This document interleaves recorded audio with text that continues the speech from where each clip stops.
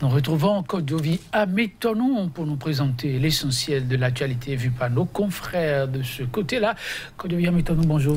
Bonjour Joël Todji, bonjour également nos amis téléspectateurs. Qu'est-ce qu'il y a à mettre cela dans ce jour pour nos téléspectateurs? L'Assemblée nationale qui a fait parler d'elle à travers donc son bureau, c'est la désignation donc des membres de l'Assemblée nationale devant renouveler la Cour constitutionnelle. Le dossier Atao refait également surface, beaucoup de non-dits nous apprêtons et puis toujours dans ce dossier, il y a le procureur qui a donné également de la voix. A-t-il convaincu les uns et les autres? En tout cas, à travers les titres, vous aurez donc le temps de le contraster. Assez de commentaires donc sur la question. Tout à fait. Et on va démarrer avec le journal La Dépêche. La Dépêche. La Dépêche qui affiche donc oui. en grand titre, Joël Todji, désignation donc des membres du Parlement à la haute juridiction. La Cour de la mouvance, simplement, écrit le journal. Transfert du député Atao Renouho à la prison civile de Cotonou. Le procureur Togbonon clarifie et puis lutte contre les faux médicaments. À qui profite donc le flou autour de ce dossier? S'interroge le quotidien. La nouvelle tribune, cette fois, désignation de Djogbenou parmi les représentants de l'Assemblée nationale à la Cour constitutionnelle. La collusion entre pouvoir exécutif et pouvoir législatif se dévoile. L'Assemblée nationale valide sa liste ce jour, écrit la nouvelle tribune. Création tous azimuts de partis politiques. La rupture encourage des clubs électoraux et puis obstination à utiliser une liste issue du RAVIP pour les prochaines élections. Un complot en préparation contre le COS, l'EPI. L'Afrique en marche, affaire faux médicaments, Atao en prison, le procureur justifie, la mère du député raconte le traitement infligé à son fils. Désignation des représentants des députés à la Cour constitutionnelle. Mbedji applique le plan secret de Talon. Joseph Djogbenou, Amouda Razak, Moustapha Fassassi et Azori Gobert désignés. Le ministre de la Justice va quitter nos écrans de télévision avec ses théories obsolètes, conclut le quotidien. Le nouvel observateur chargé donc de flagrant délit contre Atao Renouho, charge de flagrant délit contre Atao Renouho. Le député Léon Basila aussi confond l'accusation et recadre le ministre de la Justice. Dossier à rebondissement de faux médicaments.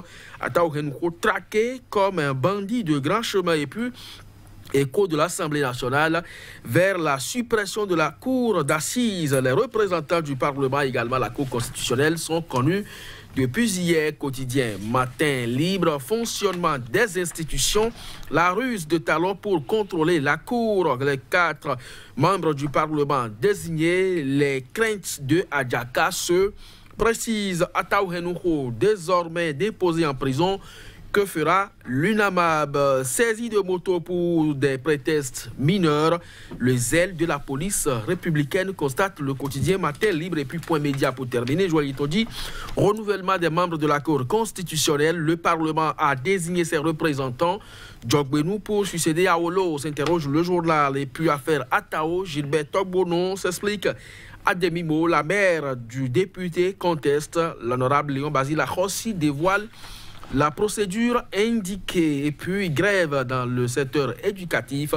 La base continue d'en vouloir aux responsables syndicaux. Merci Kodovi Ametonou. Nous allons commencer le décryptage avec le nouvel observateur. Atao Renouho en prison, c'est fait, mais la charge désormais retenue contre lui, c'est un flagrant délit. Et ici, nous apprend un nouvel observateur, le député Léon Basila Rossi confond l'accusation et recadre le ministre de la Justice. Kodovi Ametonou, de quoi s'agit-il? Oui, selon les indiscrétions, et puis on ne s'empêche pas, on ne commente pas en fait une affaire pendant devant la justice, on ne fait que mettre quelques avis.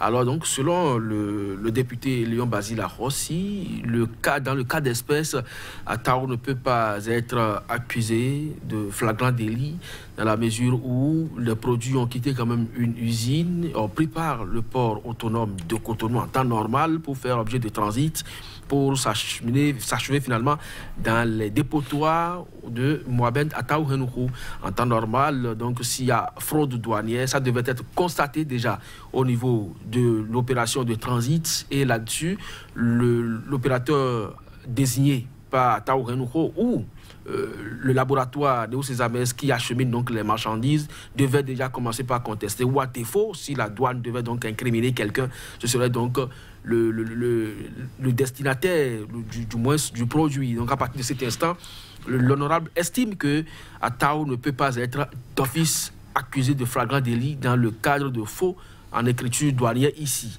Maintenant, nous sommes dans un état de droit où le procureur de la République et le ministre de la Justice interviennent régulièrement sur ce dossier. Et est-ce que véritablement la justice est en train de faire son travail? On attend de voir les jours à venir, mais toujours est-il que, à l'heure où nous parlons, l'honorable député Mohamed Atao Renouho, qui devrait en principe jouir de ses libertés, est aujourd'hui gardé dans les liens de la justice. On dit que c'est un mandat de dépôt qui pèse contre sa personne depuis le 3 mai. Or, le dossier de faux médicaments remonte à plusieurs mois déjà en arrière. Donc, on essaie donc de voir et chacun analyse de son côté. Mais de toutes les façons, la justice fera son travail. Nous l'espérons bien. Oui, beaucoup l'espèrent, car beaucoup trop de zones d'ombre autour de ce dossier. Chacun y va selon ses interprétations. Mais Léon Basila Rossi est intervenu là en tant que cadre de l'administration douanière, oui, à la retraite. Tout à fait. La nouvelle tribune a pris à la une, on peut lire avec tout autre dossier, désignation de Djogbenou parmi les représentants de l'Assemblée nationale à la Cour constitutionnelle. La collusion entre pouvoir exécutif et pouvoir législatif se dévoile. Oui, c'est possible dans la mesure où, c'est vrai, le ministre Djogbenou, précédemment député à l'Assemblée nationale, et ça ne souffre d'aucun doute qu'il peut toutefois être donc, désigné par la Cour, parce que vous n'êtes pas tenu d'être forcément député à l'Assemblée nationale pour être désigné par l'Assemblée nationale pour siéger donc, au niveau de la Cour. Le critère ici, c'est... Par rapport à Djogbenou, c'est avoir au moins 15 années d'expérience en tant que juriste. Il remplit ces conditions, nous apprendons. Maintenant, là où le journal peut-être trouve fondé son titre, c'est que Djogbenou, le ministre Djogbenou, avocat, se trouve également être membre de l'exécutif. Et si l'Assemblée nationale juge utile de le désigner, c'est que d'office, il est en train de faire déjà la part belle à l'exécutif, puisque le chef de l'État, dans les dispositions de l'article 115 de la Constitution, a la latitude de désigner 3 membres de la représentation de la haute juridiction. Cela voudra simplement dire que l'Assemblée nationale lui apporte déjà la caution de la majorité. Et lorsqu'on regarde également cette liste proposée par l'Assemblée nationale, où certaines personnalités aujourd'hui proches encore du pouvoir davantage, au-delà de Djogbenou, se retrouvent également parmi les personnalités, les fonctionnaires jouissant d'une grande probité, eh bien, on ne sait pas véritablement ce qui se passe maintenant. Est-ce que c'est une collusion entre le pouvoir exécutif et judiciaire, comme le journal l'a écrit? On attend de voir les jours à venir. Merci. Quand je viens à Métono, mesdames, messieurs, merci d'avoir été des nôtres et à demain.